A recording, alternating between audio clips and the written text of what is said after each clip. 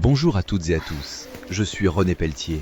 Bienvenue sur ma chaîne et un grand merci à toutes celles et ceux qui s'abonnent et regardent mes vidéos. Installez-vous confortablement, découvrons le sujet du jour.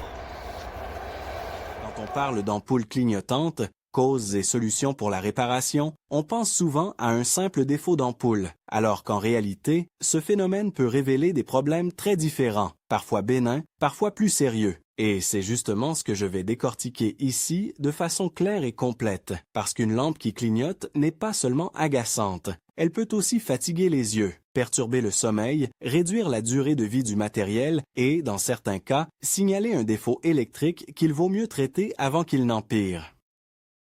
Le plus surprenant, c'est qu'une ampoule peut clignoter même si elle est neuve, même si le luminaire semble fonctionner et même parfois alors que l'interrupteur est en position éteinte. Si on ne comprend pas la vraie cause, on peut changer plusieurs ampoules pour rien, remplacer un luminaire inutilement ou passer à côté d'un mauvais contact qui finira par provoquer une panne plus importante. Dans ce que je vais expliquer, je vais partir des cas les plus courants, détailler les mécanismes, montrer comment je raisonne pour diagnostiquer le problème et surtout quelles solutions de réparation sont réellement efficaces selon la situation. La première chose que je fais quand je vois une ampoule clignotante, c'est différencier la manière dont elle clignote. Ce détail change tout. Il y a le clignotement rapide et irrégulier, le scintillement léger mais permanent, l'allumage par à-coups, les baisses de luminosité suivies d'un retour à la normale, le clignotement uniquement à l'allumage, celui qui apparaît après quelques minutes de fonctionnement, et le cas très particulier où la lampe émet une faible lueur ou de petits flashs alors qu'elle est censée être éteinte. Chaque comportement oriente vers une origine différente. Si je commence directement par remplacer des pièces sans observer ce type de symptômes, je perds du temps. Une LED qui scintille dès qu'on allume peut indiquer une incompatibilité avec un variateur, alors qu'une LED qui se met à clignoter après échauffement peut signaler une alimentation interne qui se dégrade. Une lampe qui clignote uniquement quand d'autres appareils de la maison démarrent peut révéler des fluctuations de tension ou un circuit mal équilibré. Une lampe qui clignote, même interrupteur coupé, peut venir d'un courant résiduel, d'un interrupteur lumineux ou d'un mauvais câblage de phase et de neutre. Il faut aussi commencer par se demander de quel type d'ampoule il s'agit. Le comportement d'une ampoule LED n'est pas celui d'une halogène, d'une ampoule à incandescence ancienne génération ou d'une fluocompacte. Aujourd'hui, dans la grande majorité des cas, le problème concerne les LED, parce qu'elles consomment très peu et qu'elles sont beaucoup plus sensibles aux petites anomalies électriques. Une ancienne ampoule à filament pouvait parfois ignorer un faible courant parasite, alors qu'une LED peut réagir au moindre résidu d'énergie. À l'intérieur d'une LED, il n'y a pas juste une diode qui s'allume. Il y a souvent un petit circuit électronique appelé driver, chargé de convertir et de stabiliser l'alimentation. C'est précisément ce driver qui peut être très tolérant sur certains modèles de qualité ou au contraire très capricieux sur des modèles bas de gamme. Voilà pourquoi deux ampoules installées sur le même luminaire ne se comportent pas toujours de la même manière. L'une reste stable, l'autre clignote. Cela ne signifie pas forcément que l'installation est parfaite ou défectueuse à elle seule, mais que la combinaison installation plus électronique de l'ampoule peut créer le problème. La cause la plus simple, et souvent la plus négligée, c'est l'ampoule elle-même. Une LED de mauvaise qualité peut scintiller dès la sortie de l'emballage. Les composants internes peuvent filtrer insuffisamment le courant, le driver peut être mal conçu ou la gestion thermique peut être médiocre. Quand je teste une ampoule clignotante, l'un des premiers réflexes utiles consiste à la remplacer provisoirement par une ampoule de bonne qualité, idéalement d'une autre marque reconnue et avec des caractéristiques adaptées au luminaire. Si le problème disparaît immédiatement, j'ai déjà une piste solide. Cela dit, il faut rester prudent, parce qu'une ampoule neuve qui fonctionne mieux ne prouve pas toujours que l'ancienne était la seule fautive. Il arrive qu'une LED de meilleure qualité supporte simplement mieux un défaut présent sur le circuit. Dans ce cas, le symptôme disparaît, mais la cause profonde est encore là. C'est pour ça que j'essaie toujours de comprendre si le problème s'est produit soudainement sur une installation qui marchait bien depuis longtemps ou si le clignotement est apparu juste après l'installation d'une nouvelle ampoule. Ensuite, je vérifie le culot, la douille et les contacts.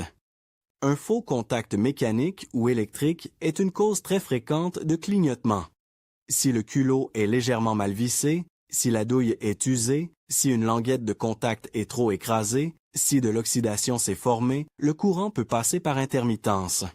Cela provoque des micro-coupures, parfois presque invisibles au début, puis de plus en plus marquées. Dans certains luminaires, surtout ceux qui chauffent beaucoup ou qui ont plusieurs années, les pièces métalliques se détendent, les plastiques se déforment et le maintien de l'ampoule devient moins fiable. Une douille encrassée peut aussi créer une résistance de contact, donc un échauffement, donc une instabilité plus forte encore. Si je coupe le courant au disjoncteur et que j'inspecte la douille, je peux parfois voir des traces noires, une coloration brunie ou une petite odeur de chaud. Là, on n'est plus dans le simple inconfort visuel, on est face à un début de dégradation du matériel.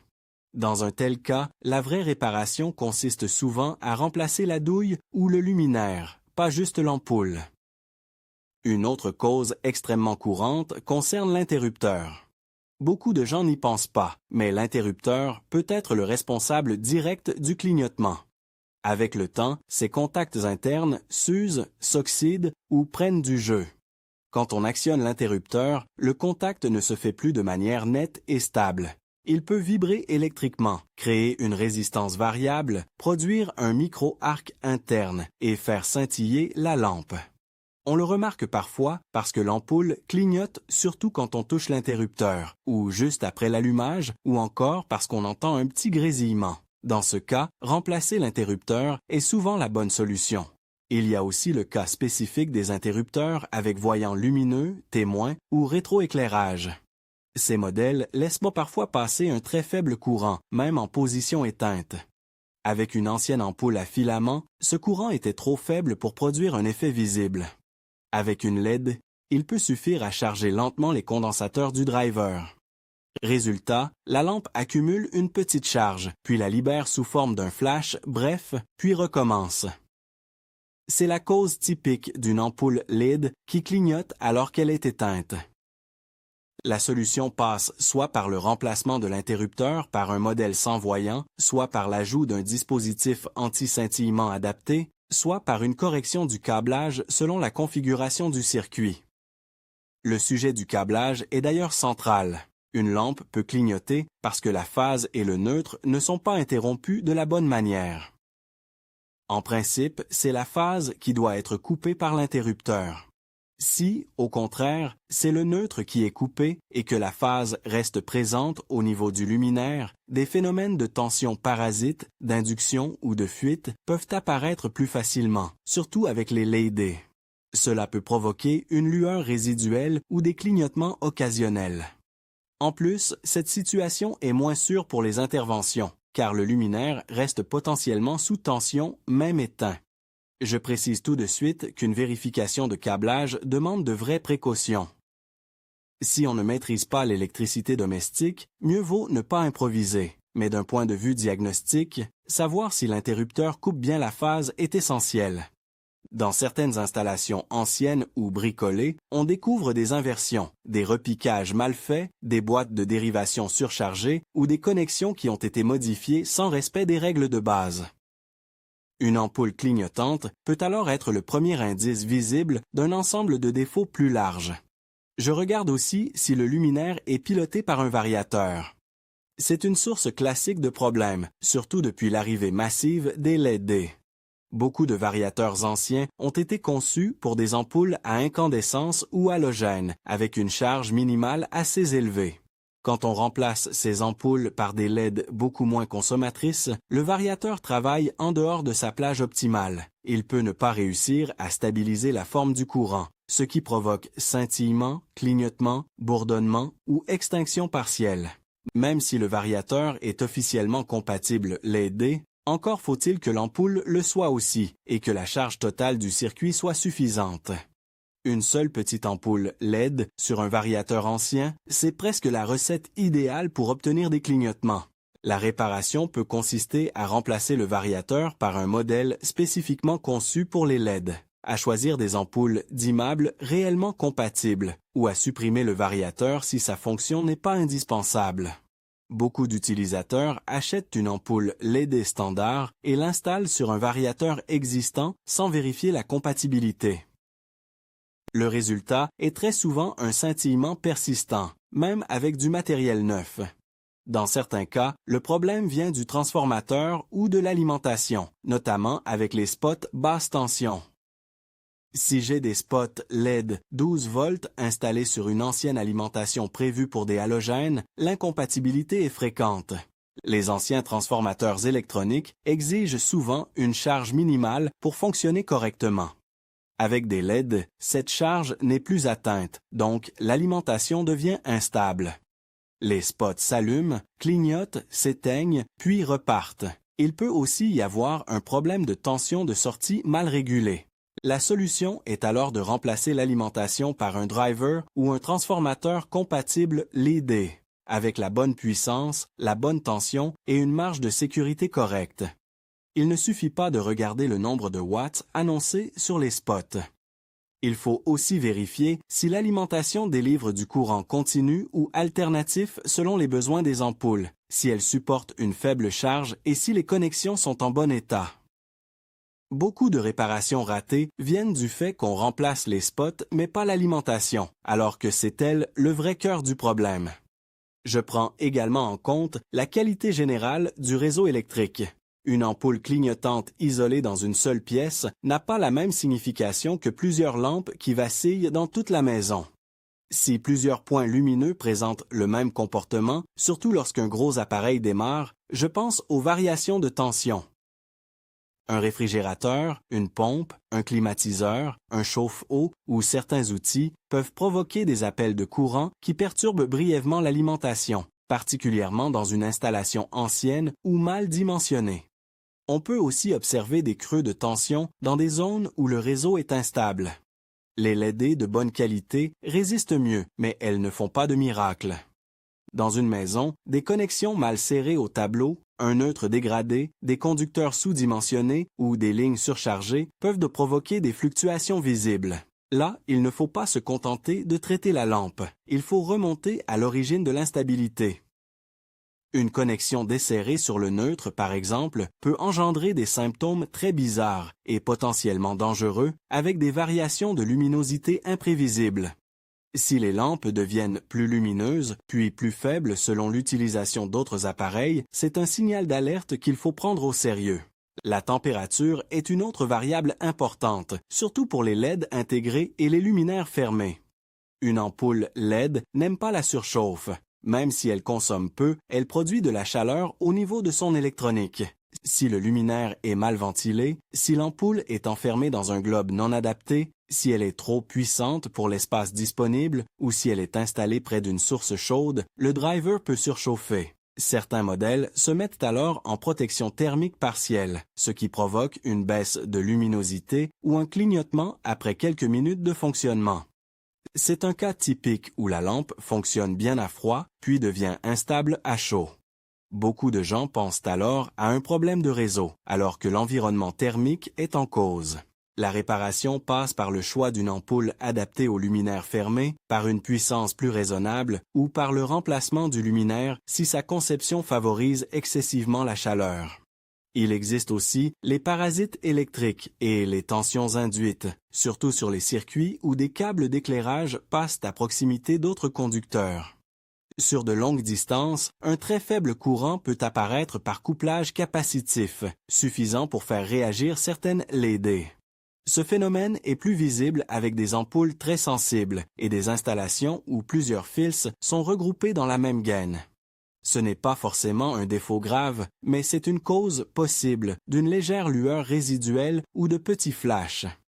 Dans ces cas-là, on peut parfois corriger le problème avec un module de dérivation prévu pour absorber ce courant parasite, ou en modifiant le type d'interrupteur ou la configuration du circuit. Encore une fois, le défi est de ne pas confondre ce phénomène avec un vrai défaut de connexion. Le clignotement seul ne suffit pas. Il faut l'analyser dans son contexte. Quand je cherche la panne, j'essaie de procéder dans un ordre logique. D'abord, je coupe l'alimentation avant toute manipulation. Ensuite, je teste l'ampoule sur un autre luminaire fiable.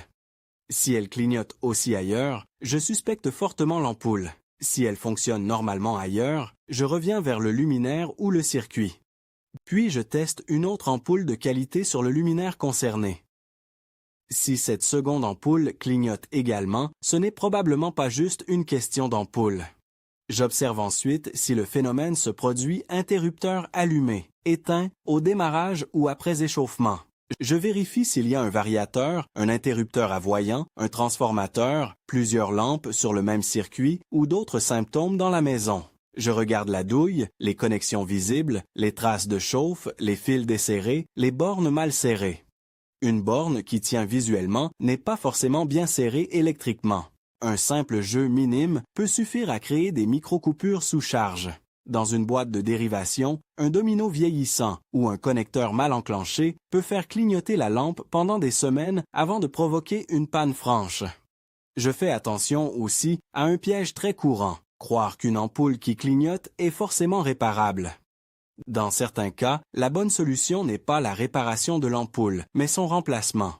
La plupart des ampoules LED domestiques ne sont pas conçues pour être démontées et réparées facilement. Leurs composants internes sont compacts, parfois collés, souvent peu accessibles, et l'intervention n'est ni simple ni rentable pour un usage courant. En revanche, ce qui se répare réellement, c'est le contexte dans lequel elle fonctionne, l'interrupteur, la douille, le luminaire, l'alimentation, le variateur, la connexion, le câblage. Si l'ampoule a déjà plusieurs années et que son driver interne fatigue, il est plus intelligent de la remplacer par un modèle de meilleure qualité plutôt que de s'acharner. La vraie erreur serait de remplacer encore et encore des ampoules sans corriger le défaut du circuit qui les fait souffrir. Il faut aussi parler de sécurité, parce que certaines personnes tolèrent pendant longtemps une ampoule clignotante, alors qu'il existe des signes qui devraient pousser à couper le courant et à faire intervenir un professionnel. Si le clignotement s'accompagne d'une odeur de brûlé, d'un échauffement anormal, du luminaire, d'un interrupteur chaud, d'un crépitement, de traces noires, de coupures intermittentes plus larges ou d'autres appareils qui se comportent bizarrement, il ne faut pas minimiser. Un mauvais serrage ou un contact dégradé peut provoquer un arc électrique. Ce n'est pas juste un problème de confort, c'est un risque réel. De même, si plusieurs lumières de la maison varient d'intensité en même temps, surtout avec des appareils qui démarrent, il peut y avoir un problème plus sérieux au tableau ou sur le neutre. Là, on ne joue pas à l'apprenti électricien. Le bon réflexe est d'arrêter d'utiliser le circuit concerné et de faire contrôler l'installation. J'insiste aussi sur les erreurs fréquentes. Beaucoup de gens mélangent les types d'ampoules et les compatibilités. Ils installent une LED non dimmable sur variateur, utilisent des spots LED sur un transfo halogène inadapté, choisissent une ampoule trop puissante pour un luminaire fermé ou achètent des modèles très bon marché dont l'électronique est instable. D'autres serrent trop peu les connexions ou au contraire manipulent une douille sans couper le disjoncteur. Une autre erreur, c'est de se fier uniquement au fait que la lampe s'allume quand même. Une connexion peut être suffisamment bonne pour laisser passer le courant la plupart du temps, mais suffisamment mauvaise pour provoquer des clignotements et un échauffement progressif. Le fait que ça fonctionne encore ne prouve pas que c'est sain. Au contraire, un défaut intermittent est souvent plus trompeur qu'une panne totale. Pour les cas d'ampoule qui clignotent quand elle est éteinte, je résume la logique que j'applique. Je pense d'abord à un interrupteur avec voyant, puis à une coupure du neutre au lieu de la phase, puis à un courant parasite ou à une induction sur le circuit, puis à un variateur ou un module de commande électronique, et enfin à certains systèmes domotiques ou télérupteurs qui laissent circuler un courant résiduel. La solution dépend du montage réel. Parfois, un simple changement d'interrupteur suffit. Parfois, il faut un accessoire anti-flicker adapté au circuit. Parfois, il faut recabler correctement la phase. Et parfois, le phénomène n'apparaît qu'avec certaines LED très sensibles, ce qui explique qu'un remplacement par une ampoule mieux conçue puisse régler le problème sans autre modification. Mais là encore, j'évite les solutions au hasard. Je préfère comprendre d'où vient ce courant résiduel plutôt que masquer le symptôme. Pour les cas d'ampoule qui clignote lorsqu'elle est allumée, la hiérarchie de diagnostic est un peu différente. Je pense d'abord à la qualité de l'ampoule, puis au faux contact dans la douille ou les connexions, puis à la compatibilité avec un variateur ou une alimentation, puis à l'échauffement, puis aux fluctuations du réseau. Si le clignotement n'affecte qu'un seul point lumineux, le problème est souvent local.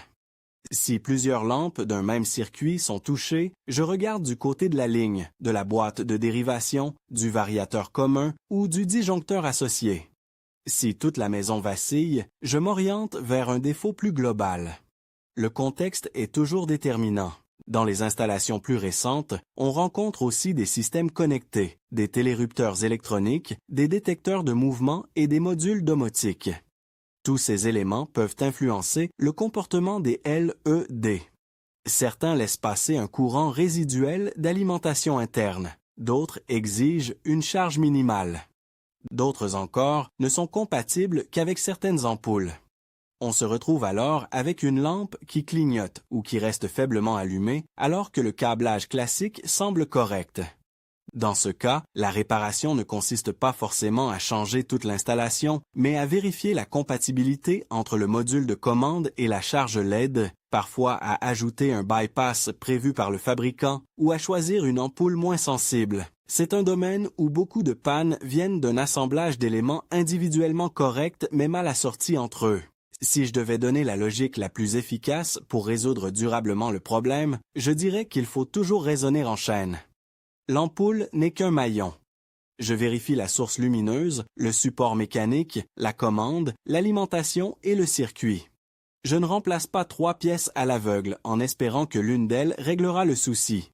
Je teste, j'observe, je compare.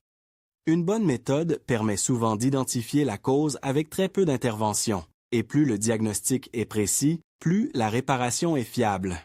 C'est particulièrement vrai avec les LED, où des phénomènes faibles mais suffisants pour perturber l'électronique peuvent être présents alors qu'une ancienne lampe à filament aurait semblé fonctionner normalement.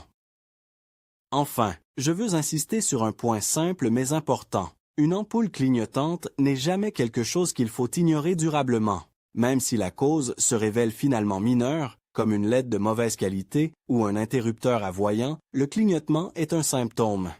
Et un symptôme, en électricité, mérite toujours d'être compris. Plus on intervient tôt, plus la réparation est simple, peu coûteuse et sûre. Attendre peut transformer un petit défaut en panne complète, en détérioration du luminaire ou en surchauffe des contacts. Si je résume l'essentiel, je commence par identifier le type de clignotement. Je distingue le cas allumé du cas éteint, je tiens compte du type d'ampoule et de la présence d'un variateur ou d'une alimentation, je vérifie la douille et les connexions. J'observe si le problème est local ou général et je ne néglige jamais les indices de danger comme la chaleur, le bruit ou l'odeur.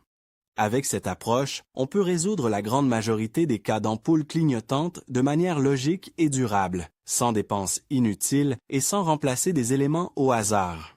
Et c'est justement cette compréhension globale qui permet de passer d'un simple symptôme agaçant à une vraie réparation efficace.